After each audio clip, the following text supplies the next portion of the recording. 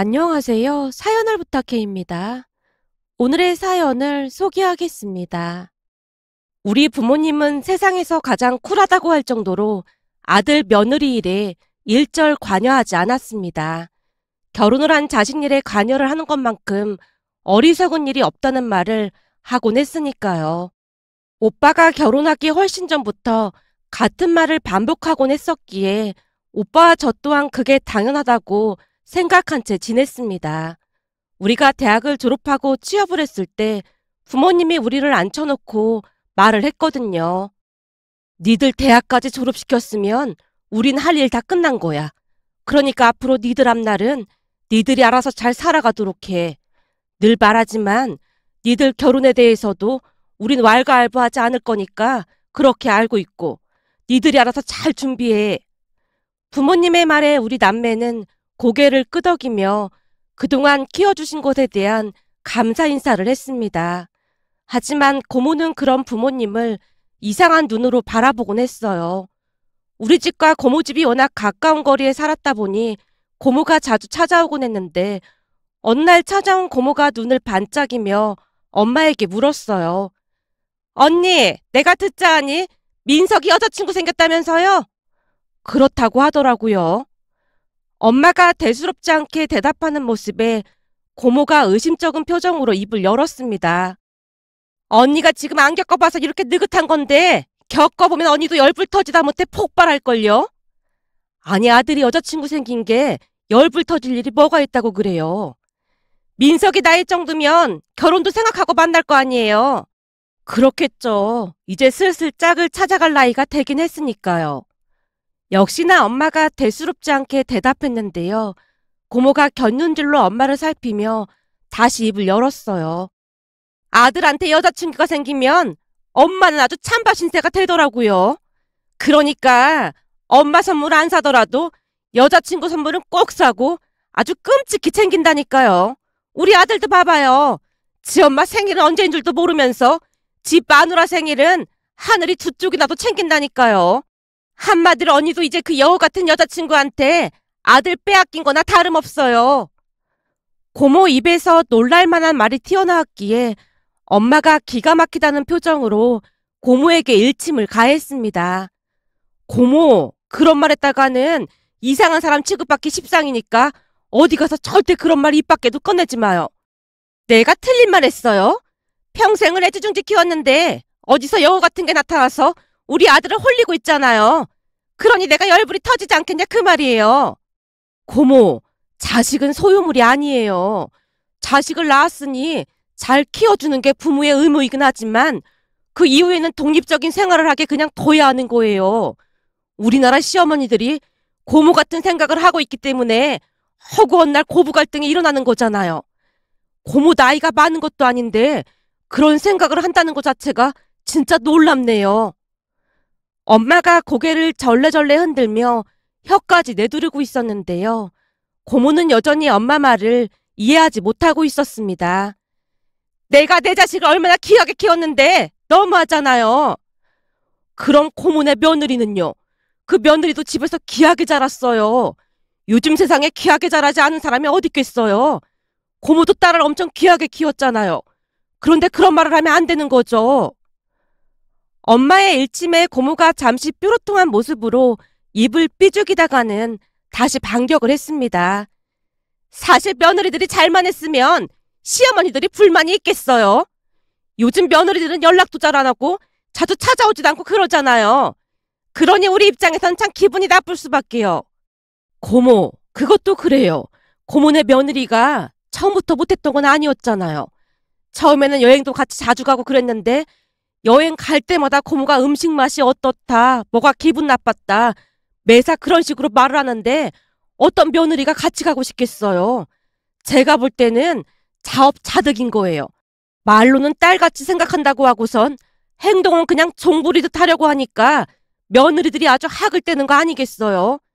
거기다 시어머니 당신들도 며느리였던 적이 있으면서 정작 며느리들을 가장 힘들게 하는 게 시어머니들이잖아요.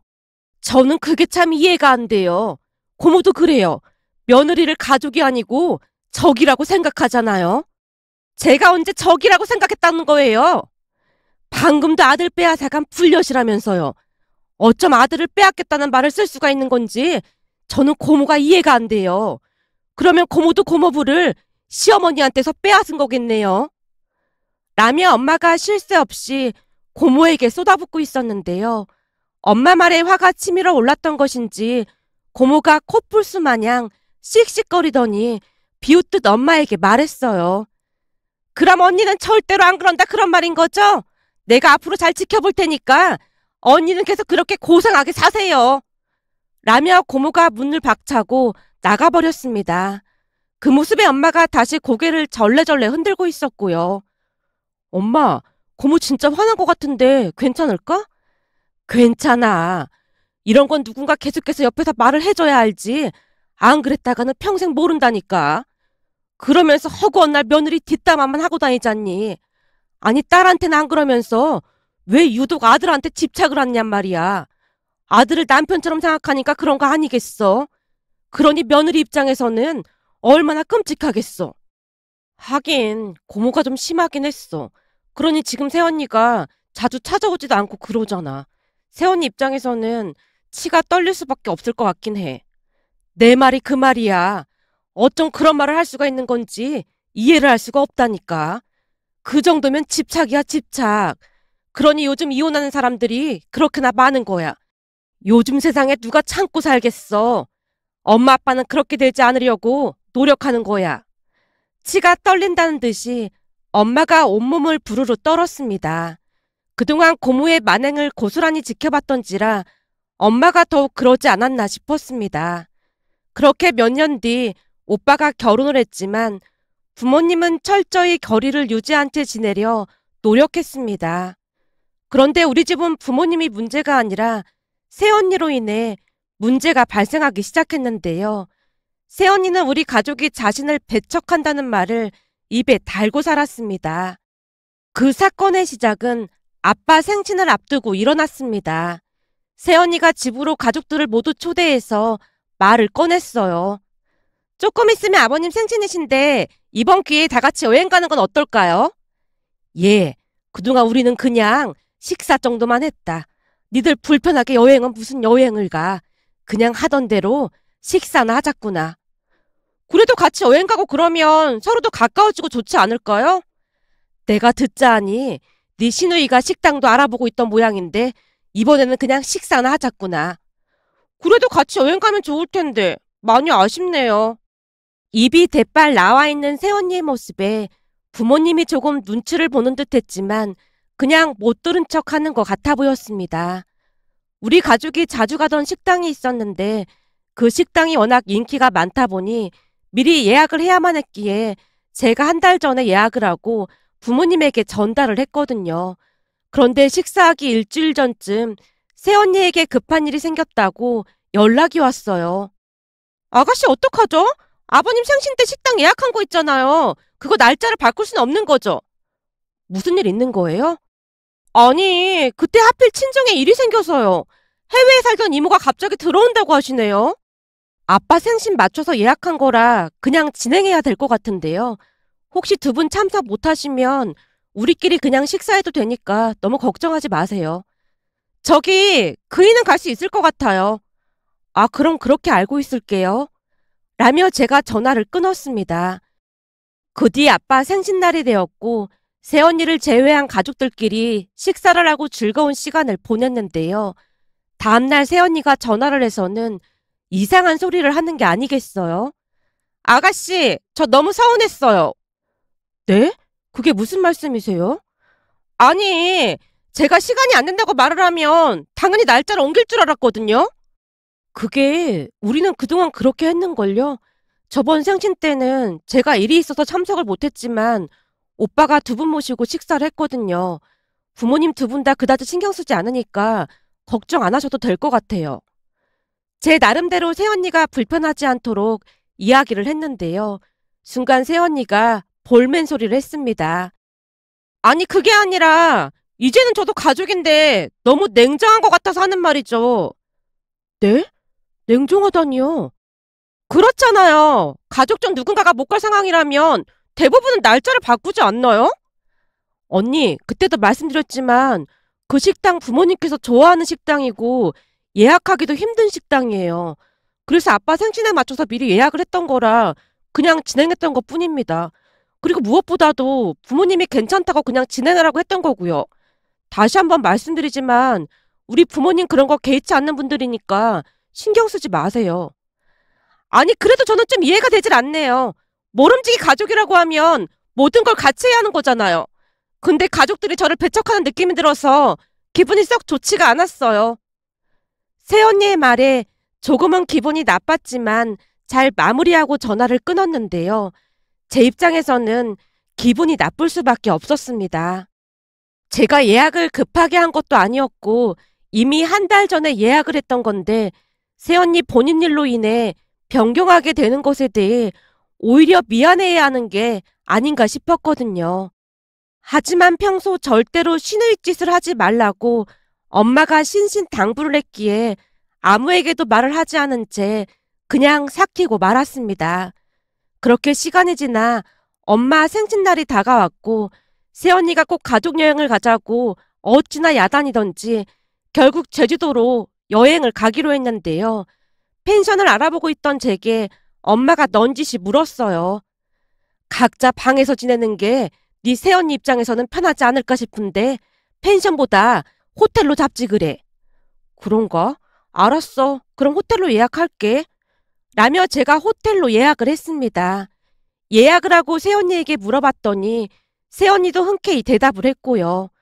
그 뒤 제주도에서 즐거운 시간을 보내고 돌아왔는데요. 며칠 뒤 또다시 새언니에게 연락이 왔습니다. 아가씨, 사실 제주도 여행 때 말이에요. 조금 서운하더라고요. 네? 뭐가요? 그때쯤 수시로 말을 바꾸는 새언니로 인해 조금씩 불편해지고 있었기에 제가 약간은 짜증스레 물었는데요. 새언니가 또다시 불만을 토로했습니다. 아니, 제 생각에는 이왕이면 호텔보다는 펜션이 낫지 않았나 싶어서요. 독재 펜션에서 다 같이 지내면서 얘기도 많이 하고 그랬으면 많이 친해졌을 텐데 호텔을 잡아서 친해질 기회가 없었던 것 같아서요. 호텔 예약하기 전에 제가 물어봤을 때 새언니도 괜찮다고 했잖아요. 그거에 아가씨가 워낙 똑부러지게 이야기를 하니까 제가 말을 할 수가 없었던 거고요. 그런 것 정도는 아가씨가 알아서 했어야 하는 게 맞지 않나 싶네요. 라며 전화를 끊었는데요. 그쯤에서는 진짜 성격이 이상한 사람이 아닌가 하는 생각마저 들었습니다. 이건 시댁 시집살이가 아니라 새언니에게 시집살이를 당하는 기분이었거든요. 하지만 굳이 상대할 가치도 없다고 생각한 채 또다시 꾹 참고 말았습니다. 그러던 중 친척 결혼식이 있다는 말에 부모님이 지나가는 말로 제 남자친구도 시간이 괜찮으면 함께 왔으면 하는 뉘앙스로 말을 꺼냈고 남자친구에게 물어보니 흔쾌히 대답을 했습니다. 친척 결혼식에 남자친구가 온다는 사실을 오빠 부부에게 미리 알릴 필요를 느끼지 못했기에 굳이 미리 말을 하진 않았습니다. 그렇게 친척 결혼식 날 친척들에게 남자친구를 소개했고 다들 남친을 반갑게 맞이했습니다. 그런데 그날 새언니에게 또다시 전화가 걸려왔는데요. 이번에는 울먹이기까지 하면서 제게 따져 물었습니다. 아가씨, 진짜 너무한 거 아니에요? 제가 뭘요? 오늘 아가씨 남자친구 온다는 사실을 저만 모르고 있었잖아요. 언니만 모르고 있었던 게 아니라 부모님만 알고 있었다라는 말이 맞을 것 같은데요? 그게 그 말인 거잖아요. 정말 너무 서운하네요. 저는 진정한 가족이 되려고 노력하고 있었는데 아가씨는 저를 밀어내기만 하는 것 같아서 정말 기분이 나쁘네요. 저도 가족인데 당연히 알고 있어야 하는 게 맞는 거잖아요. 라며 일방적으로 전화를 끊어버렸습니다. 그쯤에서 정말 기분이 나쁠 수밖에 없었고 제 인내심도 한계에 도달했기에 결국 그동안 있었던 일을 엄마에게 다 말을 했습니다. 제 말을 듣던 엄마의 표정이 심상치가 않았는데요. 그게 정말이니? 아무래도 세원이는 내가 제일 만만한가 봐. 그렇지 않고서야 말도 안 되는 불만사항을 왜 나한테만 말을 하겠어? 우선은 그냥 좀 더 지켜보다가 혹시나 또 그런 일이 있음 그때 다시 말해. 엄마 역시 어이없다는 그런 표정이었습니다. 그런데 그 뒤 또 문제가 생길 줄 누가 알았겠습니까? 어느 날 남자친구가 집에 놀러 오면서 빈손으로 오기 그렇다며 물었습니다. 아무리 그래도 빈손으로 가기 그런데 뭘 사가지고 가면 좋을까? 처음 보는 사이도 아닌데 안 그래도 돼. 그래도 그건 아니지. 그럼 다 같이 구워 먹을 수 있게 한우 사갈까? 너무 비싸잖아. 그냥 와도 돼. 제가 말렸지만 남친이 굳이 한우 세트를 사왔고 엄마가 오빠랑 새언니도 불렀다며 급히 해산물을 사러 갔습니다. 사실 새언니가 육고기는 싫어했지만 해산물은 잘 먹었거든요. 그런데 잠시 후 집에 들어서던 새언니가 한우 선물 세트를 보더니 조용히 물었습니다. 혹시 한우 세트 사온 거예요? 아, 남자친구가 빈손으로 오기 좀 그렇다고 사왔더라고요. 솔직히 난 한우 별로 안 좋아하는데. 순간 새언니의 표정이 일그러졌기에 엄마가 급히 말을 꺼냈습니다. 얘, 걱정하지 마라. 우리가 너 좋아하는 해산물도 사놨으니까. 하지만 새언니의 표정은 내내 어둡기만 했는데요. 역시나 다음날 새언니에게 또다시 전화가 걸려왔습니다. 그래서 이번에는 통화 내용을 녹음까지 했는데요. 아가씨, 진짜 너무한 거 아니에요? 제가 육고기 싫어하는 거 잘 알면서 굳이 한우를 사오는 건 좀 그렇잖아요. 언니, 그 한우는 제 남자친구가 사온 거잖아요. 근데 언니가 이런 이유를 진짜 모르겠네요. 그니까 그런 말을 미리미리 했어야죠. 대체 무슨 말을 했어야 한다는 거예요? 제가 육고기 별로 안 좋아한다는 말이요. 아무리 생각해봐도 아가씨는 저를 진정한 가족으로 생각하지 않는 것 같아요. 라며 새언니가 울먹이며 또다시 전화를 끊어버렸습니다. 그리고 저는 녹음한 내용을 엄마에게 들려줬고요. 녹음된 내용을 듣던 엄마가 기가 막히다는 듯이 입을 열었습니다. 아니 살다 살다 진짜 별 꼬라지를 다 보겠네. 그놈의 진정한 가족은 오지게도 찾네 그래. 허구한 날 가족같이 생각 안 한다면서 나를 갈궜다니까. 진짜 너무한 거 아니야? 제 말에 엄마의 얼굴이 점점 어두워져 갔는데요. 그 뒤 며칠이나 지났을까요? 엄마가 무슨 생각을 한 것인지 새언니에게 연락을 했습니다. 얘, 우리가 해산물을 좀 사놨는데 같이 식사하자꾸나. 너 해산물 좋아하잖니? 네? 오늘이요? 그래. 가족이 돈독해지려면 자주 얼굴 보고 그래야 하지 않겠니? 우린 널 진정한 가족으로 생각하니까 빨리 건너오렴. 순간 엄마 입가에 알 수 없는 미소가 번지고 있었습니다. 잠시 후 오빠 부부가 집에 도착을 했고 엄마가 정성껏 상을 차렸습니다. 밥상에 해산물이 가득한 모습을 보며 새언니가 신나서 외쳤어요. 어머님, 정말 고맙습니다. 잘 먹겠습니다. 가족끼리 고맙고 할 게 뭐가 있어. 얼른 먹자꾸나. 엄마 말이 끝나자마자 새언니가 개눈 감추듯 해산물을 먹어치웠는데요. 우리 가족은 해산물을 그다지 좋아하지 않았기에 그저 구경만 하는 수준이었습니다. 하지만 새언니는 그런 가족들을 아랑곳하지 않고 혼자 그릇을 비워나갔습니다. 곧 새언니가 배를 두드리며 만족한 듯 입을 열었어요. 아, 잘 먹었다. 어머님, 정말 잘 먹었어요. 그래, 잘 먹었니? 네가 이렇게 피를 나는 가족같이 대해주니 얼마나 고마운 줄 모르겠구나. 엄마가 약간은 가시돋친 말로 새언니에게 일침을 가하고 있었지만 전혀 눈치채지 못한 모양으로 새언니가 대답했습니다. 당연하죠. 결혼을 했으니까 당연히 그렇게 지내는 게 마땅한 거죠.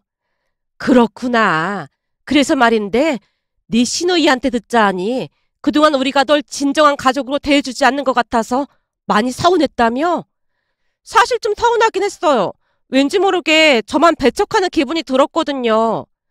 그랬구나. 네 진심도 몰라주고 우리가 너무 생각이 짧았던 것 같구나. 그 부분은 진심으로 사과하마. 정말요?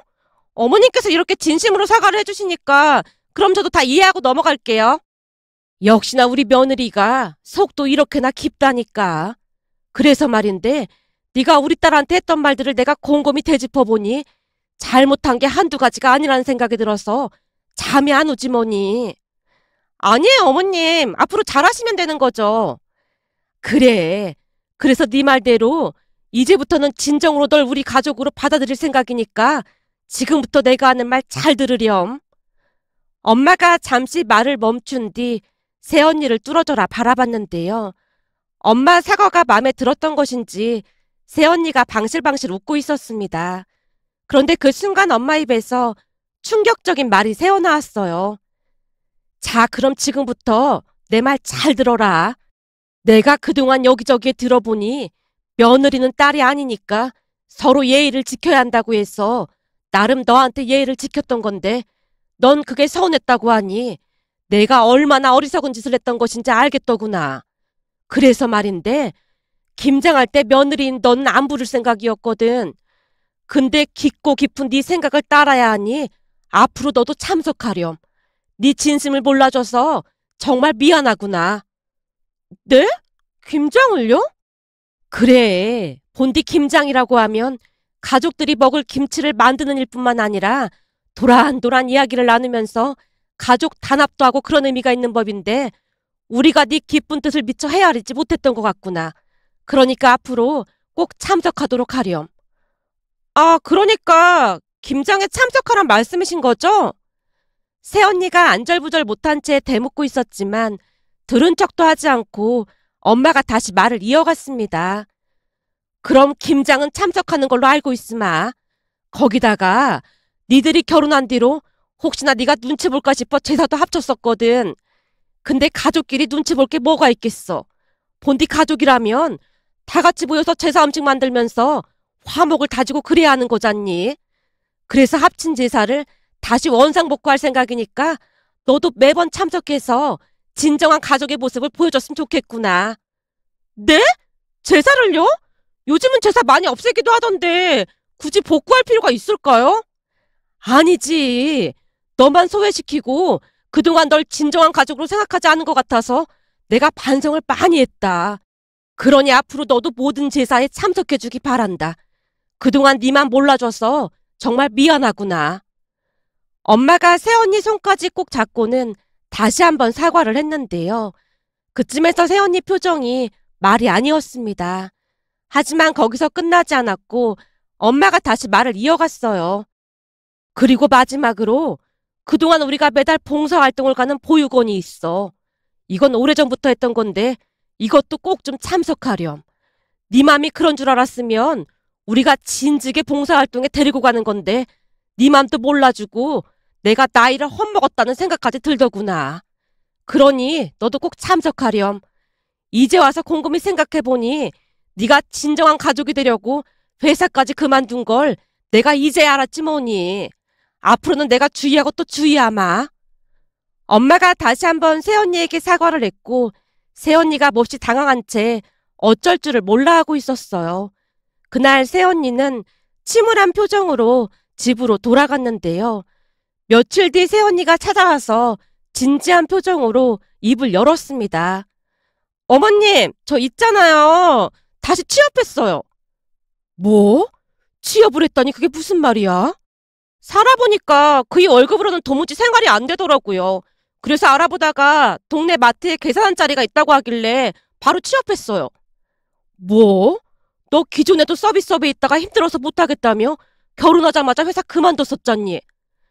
그게 그렇긴 한데 배운 게 도둑질이라고 아무리 찾아봐도 할 수 있는 게 이거밖에 없더라고요. 그래서 부랴부랴 취업했어요. 근데 제가 보니까 이 계산원이 교대근무로 돌아가더라고요. 그래서 밤 늦게까지 일하고 주말에는 잘 쉬지도 못해서 앞으로 시댁에 자주 못 올 것 같아서요. 네가 진정한 가족으로 대해달라고 해서 내가 열심히 노력하고 있었는데 그럼 우린 진정한 가족이 될 수 없는 거잖니. 이를 어쩌면 좋다니. 큰일이구나. 그럼 시간 날 때마다 틈틈이 들르던지. 그게 제가 보니까 이 마트 계산원이 엄청 바쁘고 그렇더라고요. 암튼 앞으로 자주 못 올 것 같으니까 이해 좀 해주세요. 아가씨, 앞으로는 너무 바빠서 아가씨한테 연락도 잘 못할 것 같아요. 그러니까 아가씨도 이해 좀 해주세요. 라며 새언니가 급히 집으로 돌아갔는데요. 엄마 작전이 통했던 모양으로 제게 다시는 연락을 해오지 않았습니다. 거기다 요즘은 새언니 얼굴을 보기도 힘들 정도인데요. 오빠 말로는 마트 계산원으로 나름 열심히 일을 하고 있다고 했습니다.